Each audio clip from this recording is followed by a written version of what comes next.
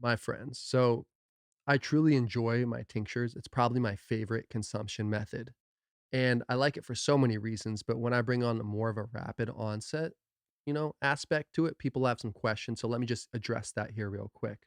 So when you take your tincture and you put it under your tongue, it's going to absorb through those glands underneath your tongue. People typically do 15 to 30 seconds.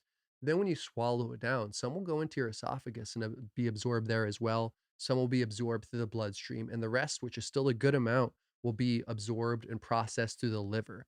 Once it goes through the liver, it creates basically a new compound called 11 hydroxy.